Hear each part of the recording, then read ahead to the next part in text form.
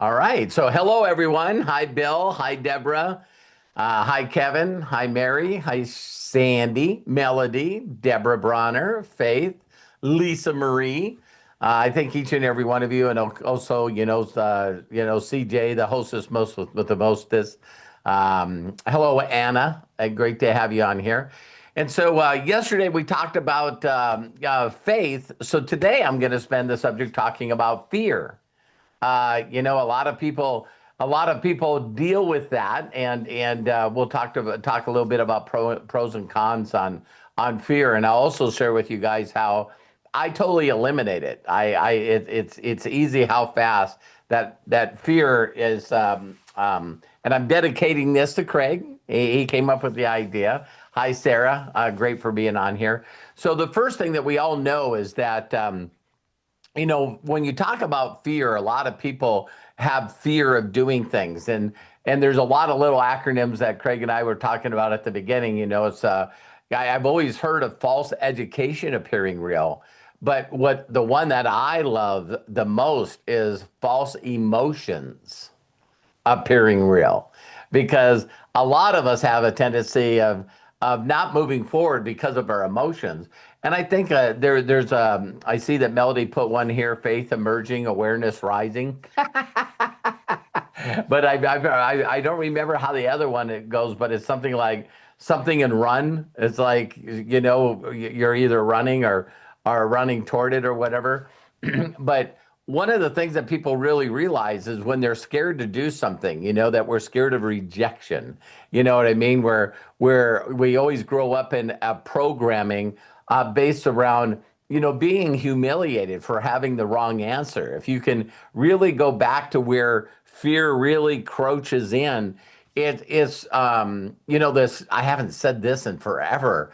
But there was some studies done that, for like every time that we're told yes, or that, that a boy, that a girl, giving some kind of positive, a deal for us, that there's like 100,000 no's. Don't do that. Stop it. You're going to get hurt. And it is funny because, I think of parents, and it's like, stop throwing the ball. You're going to break something. Don't play ball in the house. Stop doing that. You're going to take somebody's eyeball out. Where the hell does all this stuff come from, right? And it's like we're constantly being told that, that we need to really, really stop. Now, the first thing that when I heard this, I really loved it, that if you really understand from our little reptile, brain that's in the back of the stem of our brain, is that, a lot of us don't have to think about breathing. We don't have to think about our heart beating, right? So, that is the very core of our brain. And usually a lot of people don't know this, but whenever you use like alcohol or any kind of drugs, it's the outer part of your brains that it sort of makes go to sleep or kill first.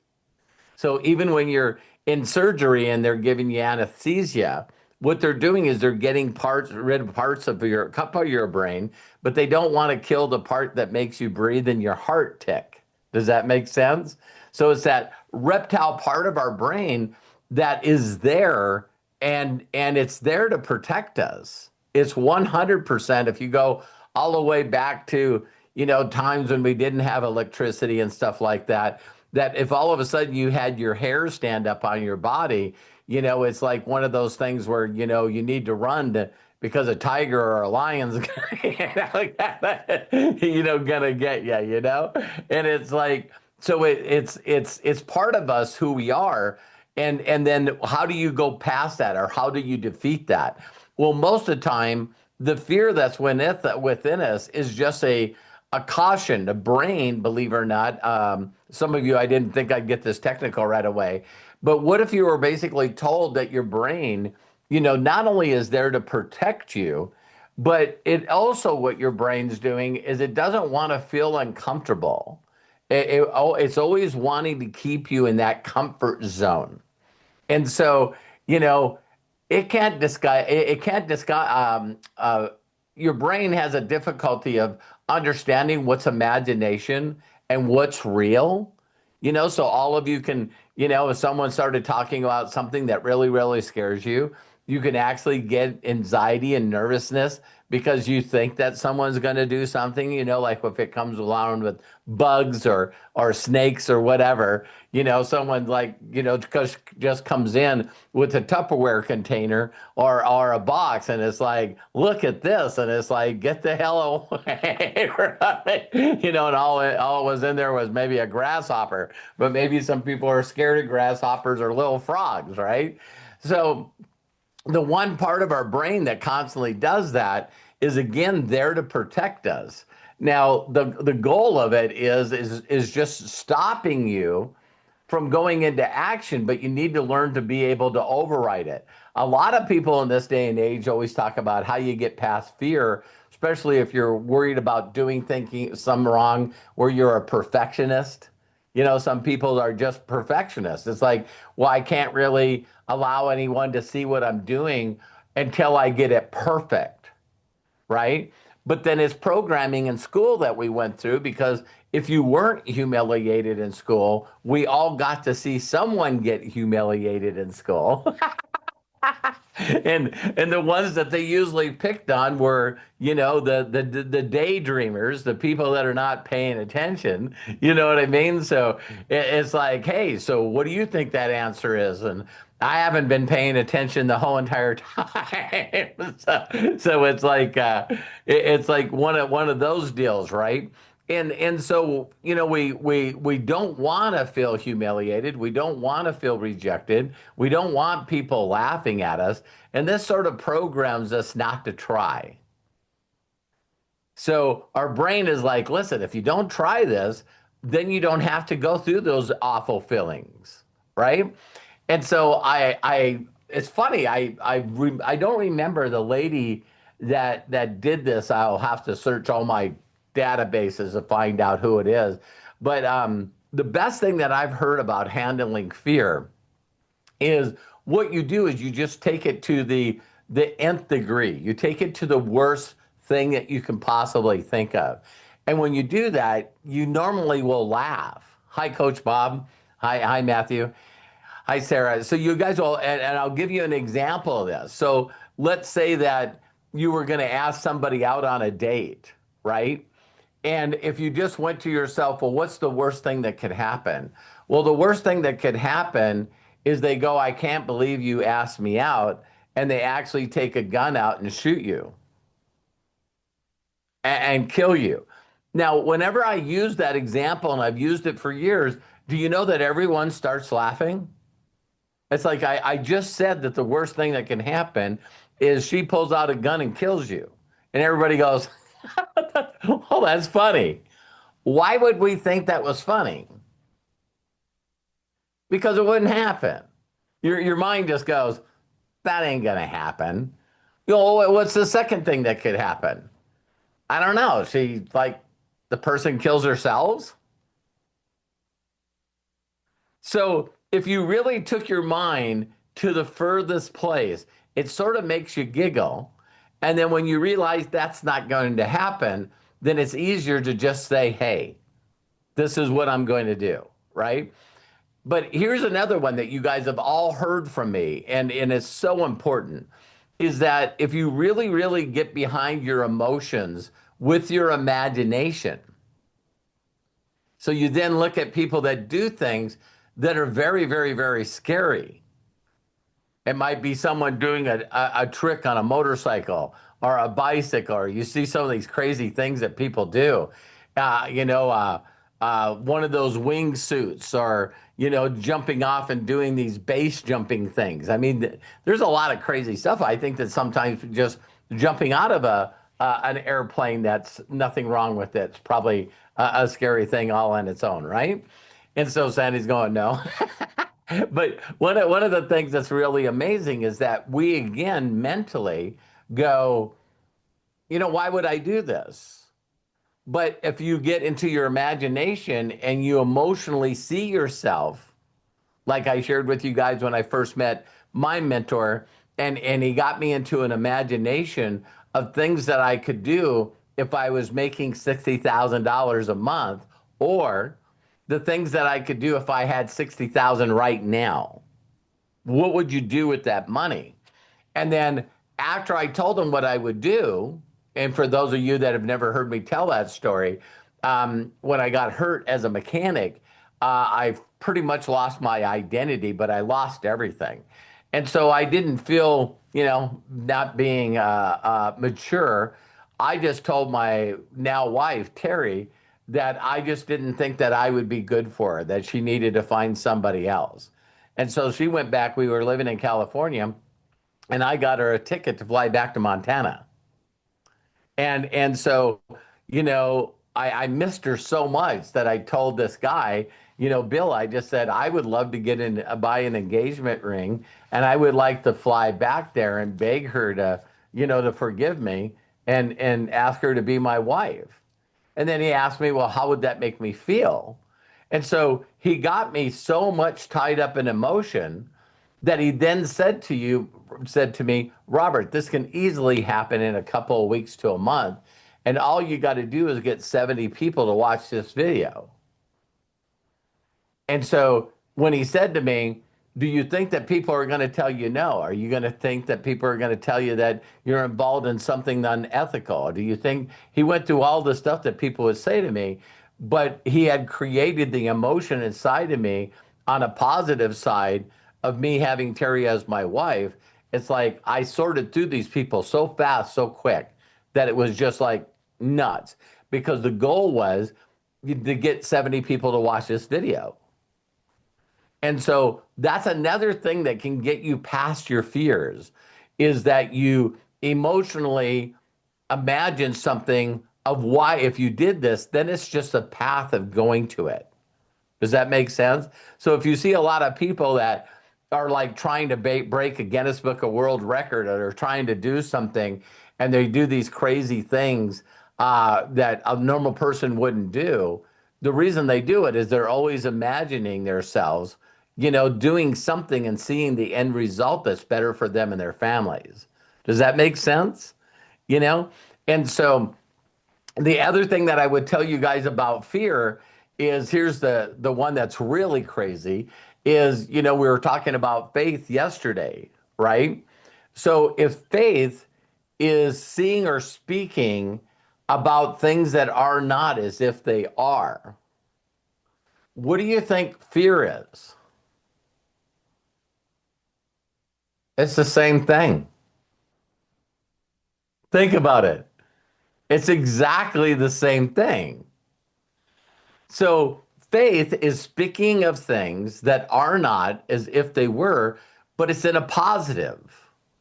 See, we're saying, oh, if I do this and I believe in this, then I'm going to attract the right people, and those people will want to replace their incomes. And so when they do, then I'm going to get a percentage of that, and that's going to put me in a financial place freedom, right? So now watch fear. Fear is basically saying and doing things that are not as if they were. Well, if I call somebody, what if they tell me I'm an idiot? If I reach out to someone I respect and they say that I'm a scam artist, then that's going to hurt me. So you're talking about things that you say that are going to happen to you that haven't even happened yet. So that is very, very interesting when you look at both of them, when you ask people, well, why don't you ask that person out? Well, because I don't want to be humiliated when they say no. But you didn't ask them yet. Yeah, but yeah, I think they'll say no. But then what? Well, the other people are going to see that. So I'm not only embarrassed in the moment and feel like I'm nothing, but I also, other people are going to see that and they're going to laugh at me and they're going to humiliate me. And this is us using our imagination in the opposite way that it was designed to be used. How many people think that's pretty powerful? So how would you know if you're using your imagination for something wrong versus something good?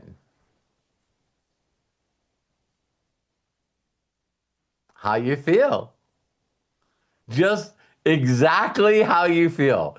So here's what people really get blown away is a lot of people explain manifestation or the secret exactly in the same way.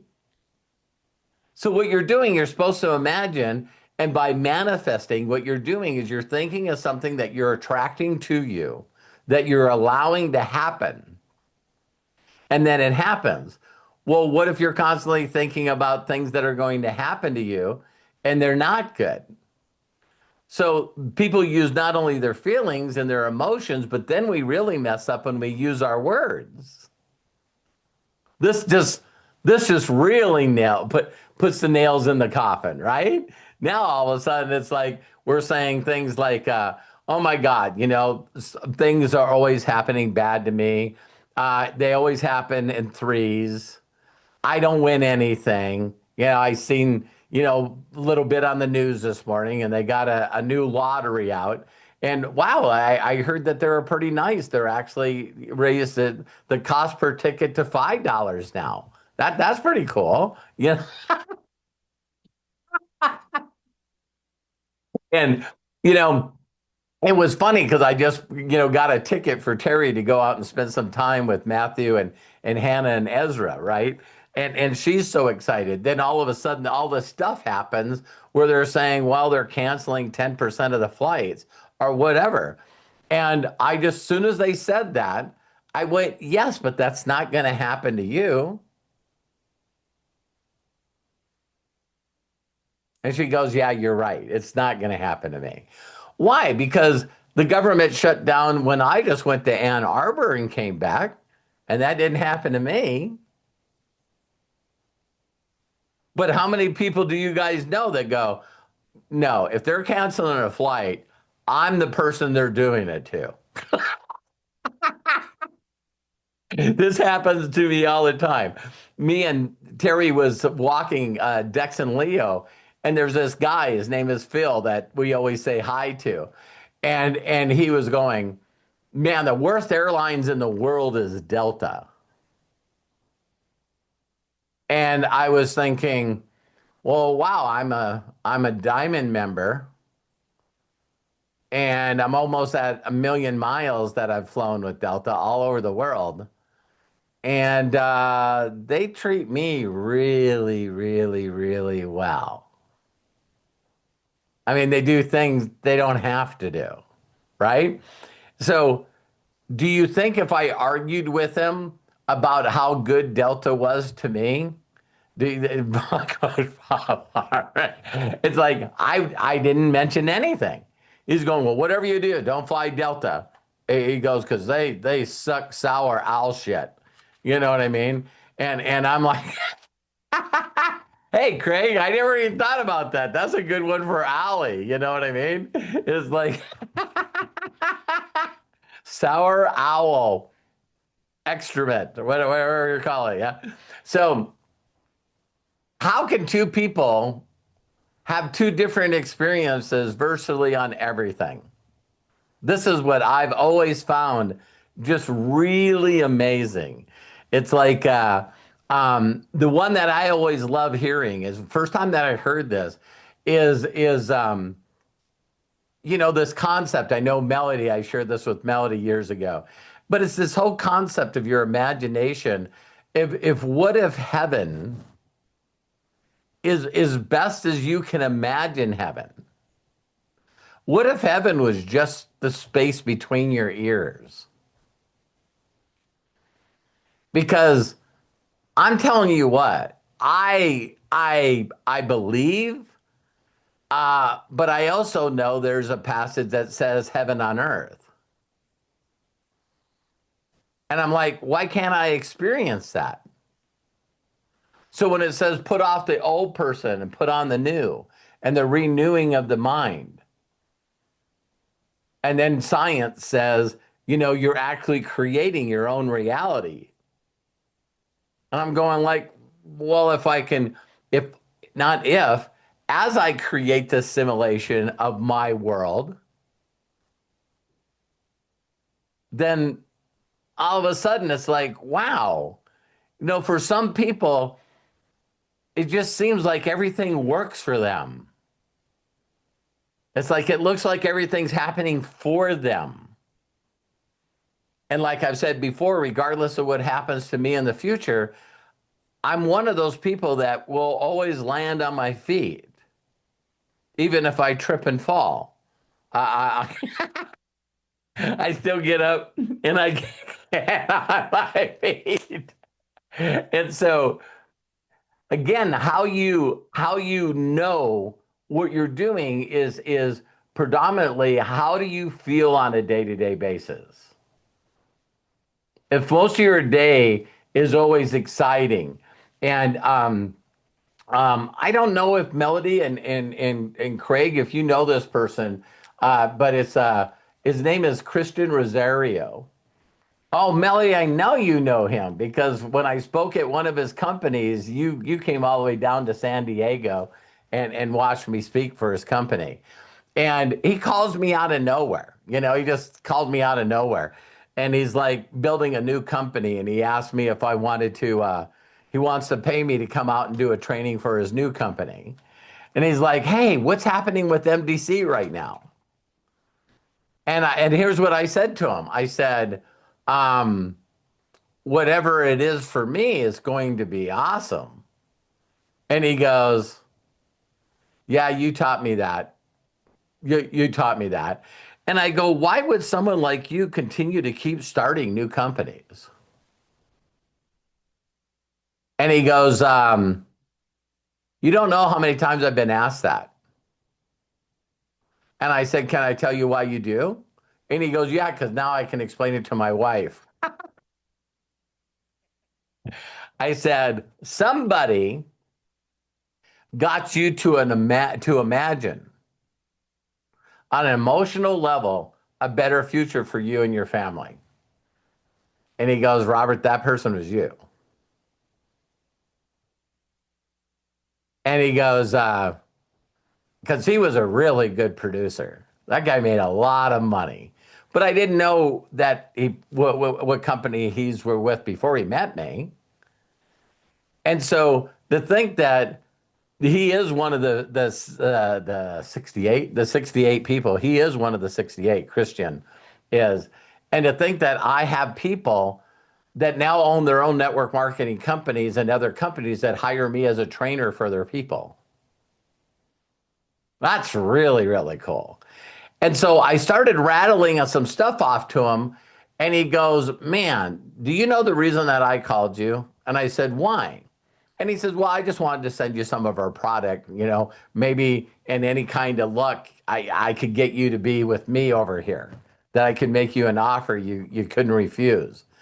And I just told him, I said, "Well, to be brutally honest with you, send me the product. It's coffee." And I said, I'll try it out. And I said, we'll never know." And he's going, he said out of his mouth, he said, "Man, I can't even imagine what it would be like working with you again." And I said, "That's interesting that you said you can't imagine it." He went, "God damn it." You know what I mean? It's like he's going, I just called you to say hi and you're already reshaping my focus. And I said, "So how many times have you walked up to people recently with this new company and said, 'Can I ask you a simple question?'" And they go, "Sure." And I go, "Can you please share with me your imagination for you and your family in the next couple of years? Just tell me what your imagination is." Because you guys know that I used to say, "Hey, Mary, tell me what you want." And most people were like, "Well, I like to pay off debt." So just think about that. It's like, so, share with me your imagination. What are you imagining right now for you and your family? Because even though I brought up the lottery, Do you know that people still do that, right? And what do? People always ask, well, I'm going to go get a couple of lottery tickets. Well, that's stupid. You know what the chances are of you winning? Yeah, but if I won, let me tell you what my imagination is. So we know the odds of winning are like stupid.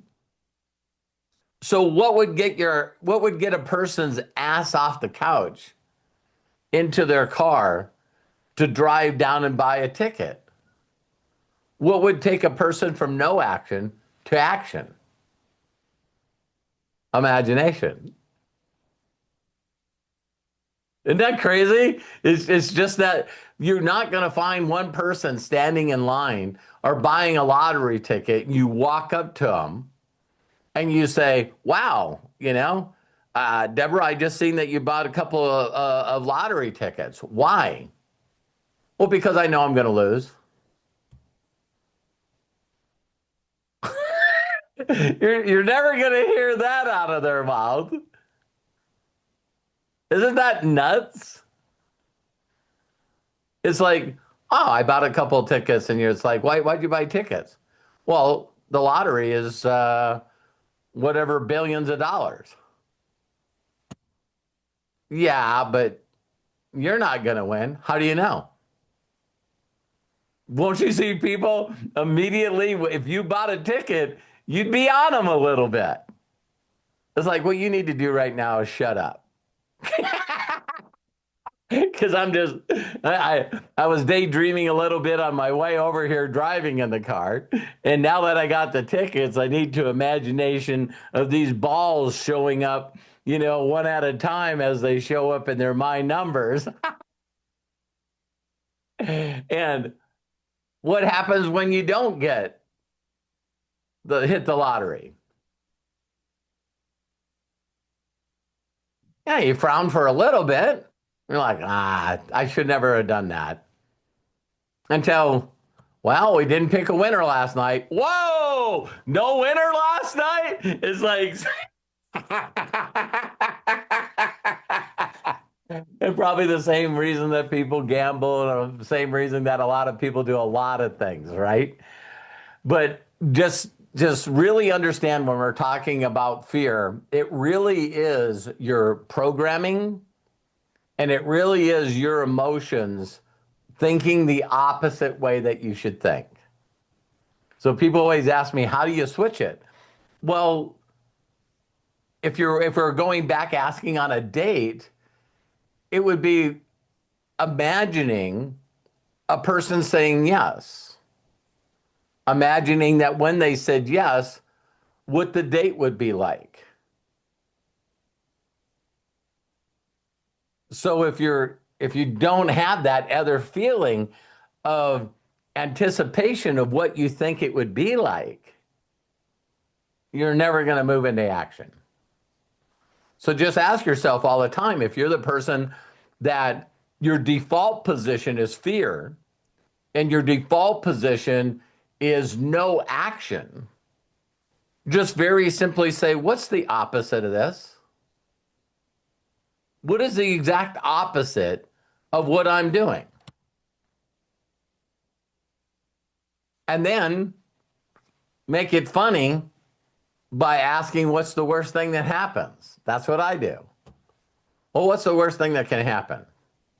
And then I laugh and I go, no, that's never going to happen.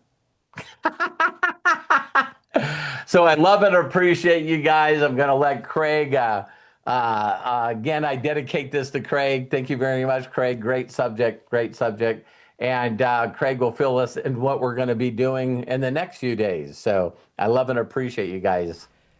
All right. Wow, Robert, thank you. That is worth watching again, ladies and gentlemen. Today's Daily Wisdom is so worth watching again and taking even more notes. So Bless you and thank you, Robert, for a great, great message. Just to keep you guys up to date on the things that are happening in the next few days, of course, tomorrow, Saturday, is Ask Us Anything, starting at noon Pacific, 3 Eastern. Sunday, and we've got a good master's mind laid out for you, but you got to be there, noon Pacific, 3 Eastern. Monday, 9 a.m. Pacific, 12 Eastern. Of course, we have fun during recess. And then Tuesday, Wednesday, Friday, we have, of course, our daily wisdoms. Thursday, 6 p.m. Pacific, 9 p.m. Eastern. That is our breakthroughs. By the way, if I didn't mention the time, Tuesdays, Wednesdays, and Fridays are noon Pacific, 3 Eastern. So every day, we got something going for you. Please join us. We love you. We appreciate you. So until tomorrow, we look forward to seeing you then. Ask Us Anything starting at noon Pacific, 3 Eastern. Take care, everybody. I'm going to go ahead and I'll open it up so we can all say so long. And don't forget, if you want to save some information in the chat, click the 3 dots in the meeting chat, then click Save Chat. It'll download to your computer. Until next time, be good to yourselves, be cash, and bye for now. Bye. Thank you. Bye, everyone. Bye, Bye. Matthew. Wonderful Bye. weekend. Lisa Marie, Faith, Great and weekend. See you Anna. tomorrow. Love you Deborah, all. Bye, Melody, everybody. Coach Bob, Sandy. Kevin, Bye. thank you very much again for the contribution, the donation. I love it. Appreciate Thank you, it. Robert. Thank you, And Craig. thank you, Deborah. Thank you, Deborah, for you, your Melody. contributions. I love you too.